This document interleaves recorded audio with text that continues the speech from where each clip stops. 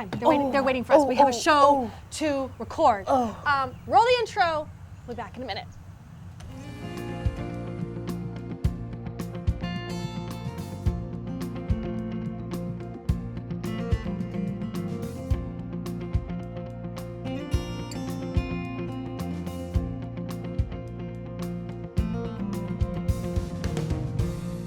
Hello, I'm Leah Godwin from Fitzgerald Elementary. And I'm Nita Campos from Pope Elementary. And I need to apologize for my friend Leah and myself dressed in pajamas, but we are on summer vacation.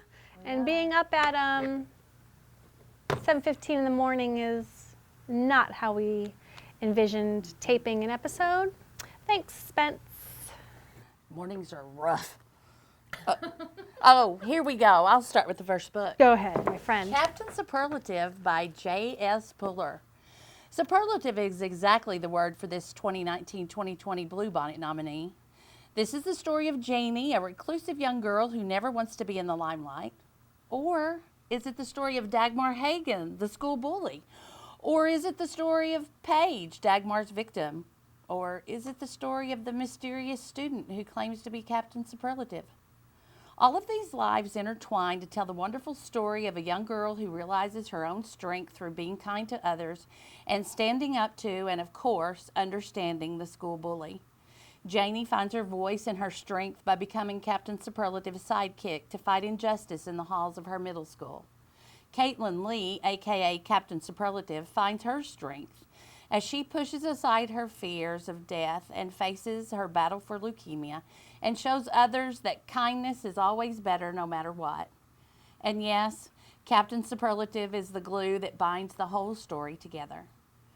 This is a story that will have you on a roller coaster of emotions, but will leave you with a hopefulness that you will carry with you. Make sure you have a tissue handy. Mascara alert! Also, teachers, this would be a great book for vocabulary lessons as well. Janie and her dad play a fun game with words that's kind of like I am a human thesaurus kind of deal. Lots of fun. Great book. Pick it up. Oh, fun, fun, fun. Excited that it's on the new Bluebonnet list. Well, my book is The Wife Between Us by Greer, Hendricks, and Sarah Pekkanen. I think that's how you say it. It is an adult book. So I picked up this beauty after I read another book of theirs, An Anonymous Girl, which I reviewed in our previous episode. I loved the other book so much, I had to read another book by this dynamic duo. In this psychological thriller, you might think this is just another man leaves his wife for another younger woman and his ex-wife is unstable. Well, my friends, you would be wrong. Vanessa wants to stop the upcoming marriage of her ex-husband, Richard, to his new fiancée, Nellie. Richard is just too good to be true. He's rich, he's handsome, he's doting and successful, but he is manipulative and controlling, and Vanessa wants to spare Nellie from the same life. I really can't say much more because I might give too much away and it will spoil the surprise. This book has twists, turns, and some great surprises.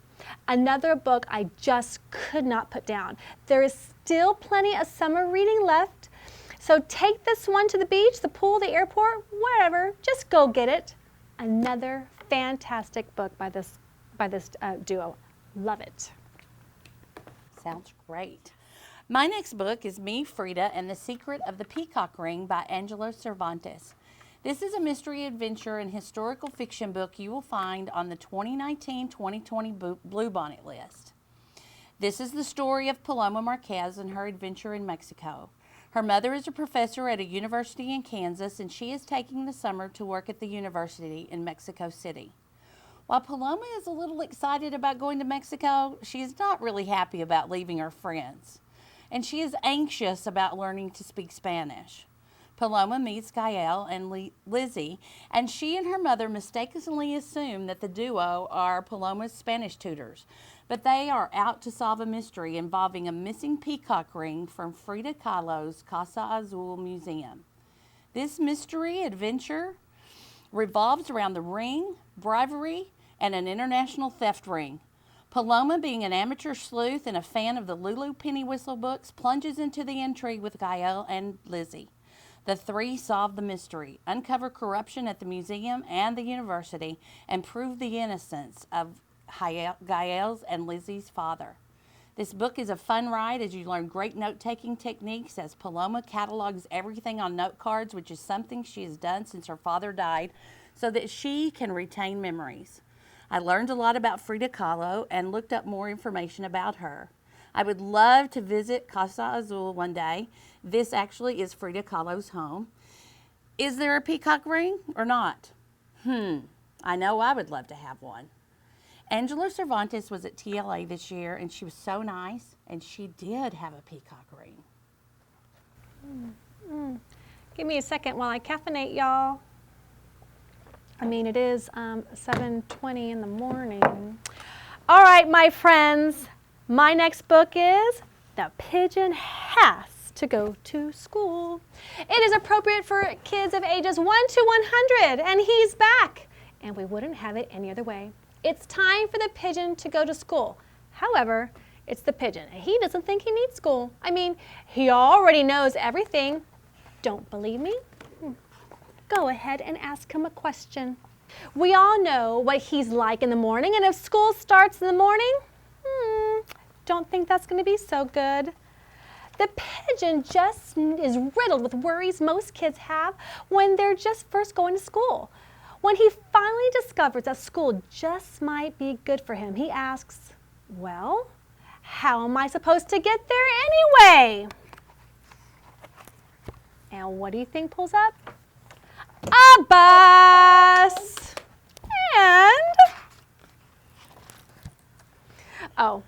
And we get to see a pic of the pigeon from when he was just a little baby chick. Hold on, I gotta find that because y'all have got to see when he's a baby chick because that is just, oh, take a moment and just, I don't know if you saw that. So cute. Take it. So pair this with We Don't Eat Our Classmates by Ryan Higgins. Give kids a giggle the first day of school. It's another great pigeon book. I mean, does Mo Willems do anything wrong? No, he doesn't. No, another great pigeon book. Must have for your collection. I have Across a Broken Shore by Amy Trueblood. This is a YA historical fiction novel. This is an ARC or an advanced reader copy. The book will be released on November the 5th, 2019. Wilhelmina, or Willa for short, is 18, and she's the only girl in her devout Irish Catholic family. And in 1936 San Francisco, young women either become married or they become nuns. Her parents fervently want her to take her vows, but Willa has other plans after she finds medical books that were discarded in the alley. Willa secretly reads the books and keeps them under the floorboards in her bedroom. Willa has to take her young brother Patty to the doctor after he chops off the ends of his fingers while making stew in the family's pub. Willa is very pleased to find that the doctor is a woman who is willing to train her to become a doctor. Can Willa keep up the lie and pretend she's working at other things when she is really sneaking off to assist the doctor, while the doctor works in the field hospital that serves the injured workers who are working on the Golden Gate Bridge? Willa wants to work and learn, but is it all worth the chaos and the lies? And oh yes, among all the history and adventure, there is a dashing young iron worker. Great book for historical fiction fans, and of course, you must look up more about the building of the bridge and other San Francisco history. I was just in San Francisco visiting Alcatraz. Wonderful. Yeah, and I went over the Golden Gate Bridge. I made a point to do that. Well, you must read this book. It sounds very interesting. I like that. All right, my next one is Moon by Stacy Mcanulty. I hope I said that correctly. I apologize. It is illustrated by Stevie Lewis. This is appropriate for students in grade, I say pre-K through 3rd.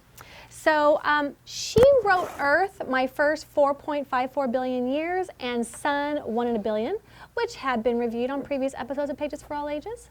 She's also the author of the book I am reading right now, The Miscalculations of Lightning Girl, which is a Bluebonnet book. But I digress. In this series, we are learning about the Leah, what do you think we're learning about in this book? The moon. You're so good. Gold star Thank for you. you. We learn how the moon was formed, how long it takes for the moon to go around Earth, how long it takes for the moon to spin, 27.3 days, phases of the moon, how moon is always there even though you can't see her, and how she affects the oceans, high and low tide.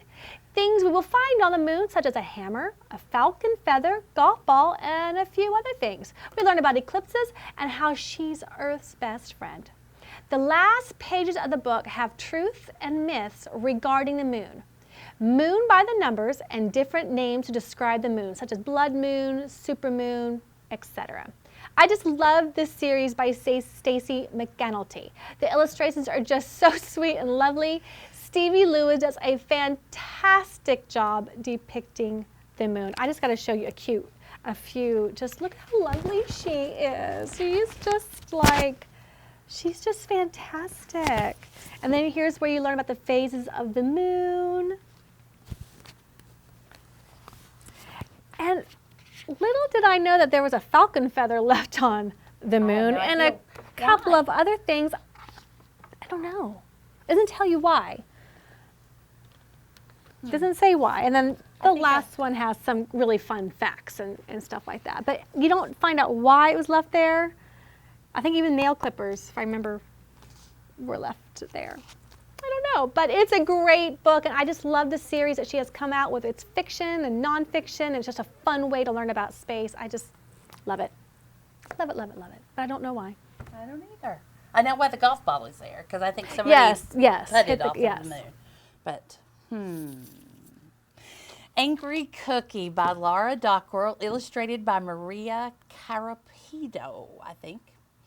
This picture book caught my eye because of the neon orange paper and the look on that little cookie's face. And look at the little pants. I know, they're so cute. All through the book, this grouchy little angry cookie is saying, why did you open the book? Don't turn the page and mind your own business. And then the cookie says you can stay, but that doesn't mean we can be friends or anything. Then Cookie proceeds to tell you why she's so angry. Her roommate Barbara only knows one song on the recorder, and Cookie hates that song and hearing it over and over. And yes, Cookie knows you are not supposed to use the word hate. Then she runs out of strawberry pudding flavored toothpaste, and she has to use the grown-up spicy kind that burns. Cookie goes to the barber to get a haircut, and it makes her hair look worse. And so now Cookie has to wear a hat, but you can't find a hat that fits a cookie with a big fat head because, hey, she's a cookie. And then the ice cream parlor ran out of Sunday fixings, and then a bird tried to eat Cookie on the way home. But does any of that ever really matter? Because cookies are never heard. But the reader friend is still sticking around, so maybe things aren't so bad. Cookie takes off her hat, decides the haircut's not so bad, and even decides that maybe her glass is half full. Hey, having a friend like you is great. It's a fun book to talk about emotions and maybe even talking yourself into a good mood or helping others understand how your moods and the way things work. This is one of my favorite pages. It says, I don't even need ice cream when I have a friend like you. So she goes from being a grouchy little cookie to being a really good friend. Great book for pre-K through 3rd grade, or really for anybody. I think sometimes we need a reminder to get out of that bad mood. Like me in the mornings. I am not a morning person, friend. I wasn't going to go there, but... She's had a room with me in Austin, and she knows. God bless you for having a room with me in Austin and in the mornings. Okay, so my next book is Moon's First Friends, One Giant Leap for Friendship. It is by Susanna Leonard Hill and Elisa Paganelli. It is appropriate for students in grades pre-K through 3. In keeping with the moon theme, I found this little gem while I was walking through, what? Barnes & Noble. What else? So poor Moon has been lonely for a very long time. She's asked the dinosaurs to come visit her. And she watched as Earth changed. And then she started to see people. She watched how people invented different ways to travel. And she even encouraged the Wright brothers. You're doing great. You just need to fly a little higher, she shouted to them. Still, nobody came to visit her until one day she saw a chimpanzee in a capsule soaring towards her. but it never reached her. That all changed on July 20th, 1969. She greeted the men warmly and gave them gifts to take back to Earth, such as the moon rocks, and the men left her a handsome plaque and a beautiful flag of the United States. Let me just show that to you right there. I just love that picture. The last pages have facts, phases of the moon, and other information regarding the Apollo 11 voyage. I'll just show that to you. There's just some, it's several pages long, all the really great information. So, but when you take off the dust jacket, I just love them. You do get a poster. You help me. Thank you, friend. You get a poster of all the moon phases. And also what I think is really fun about this is that the cover changes. So here is the cover there where the men are flying to the moon, and then here they have landed. So I just love how that changes. Oh, I love that. Yeah. And what's also fun about this book, it even has a QR code where you can listen to the Apollo 11's countdown. It's right there. Just get a QR scanner on your phone, or you don't even need a QR scanner anymore. I think you just use the camera on your phone and it's really, I've already listened to it and it's really great. So anyways, if you've got a little astronaut, this would be a really great book for them. And I love the moon's eyes in those pictures. They do, both of these books do a So great job with the really illustration. cute. I love it. Really, really cute. This is Sheepdog and Sheep by Eric Barclay. Well, I just couldn't pass this one up. When you see a picture of a sheepdog and a sheep in a truck, you just have to turn a few pages to see what's up. Sheep loves to dance. The wildflower dance, the get this spider off of me dance, and the mud puddle dance, and of course the pee-pee dance. When the sheep dances, she shuts her eyes and, well, she bumps into things. She usually bumps into trees, but today she bumps into something very untree-like and hairy, a sheepdog, who tells her that he watches the sheep, but they have to find the sheep. They look all over, and discover that sheep is the only one. But Sheepdog saves her from everything, from falling off of a ledge to a coyote and an eagle.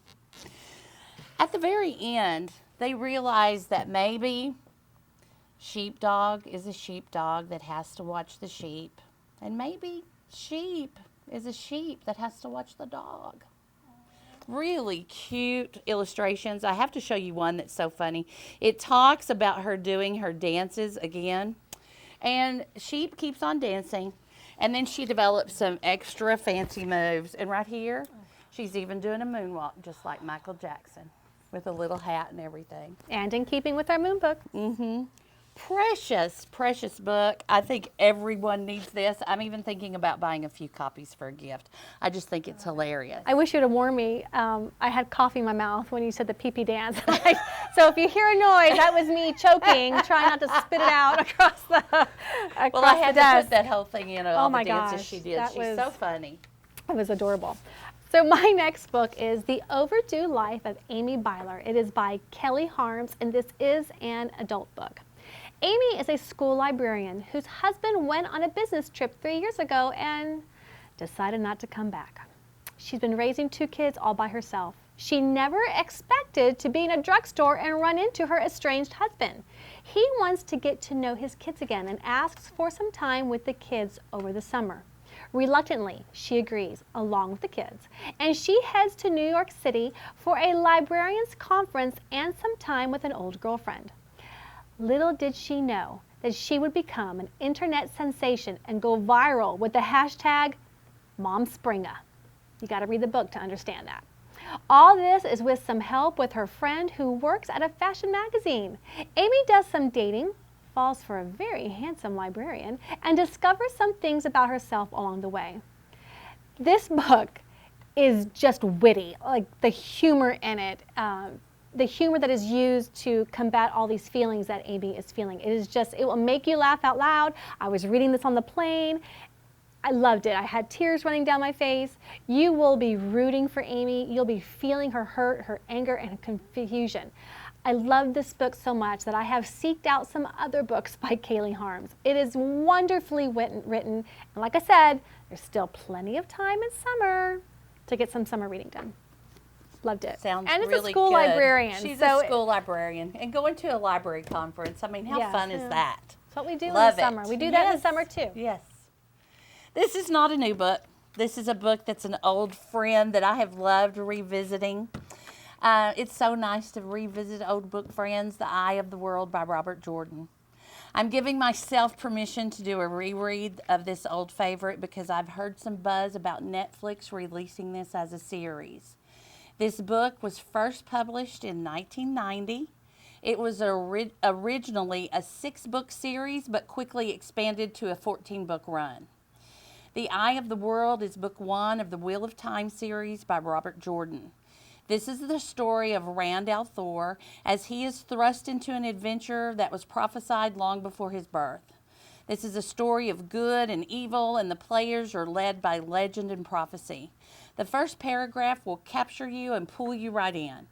It is so detailed that I can't get that far into it because it might take me all day.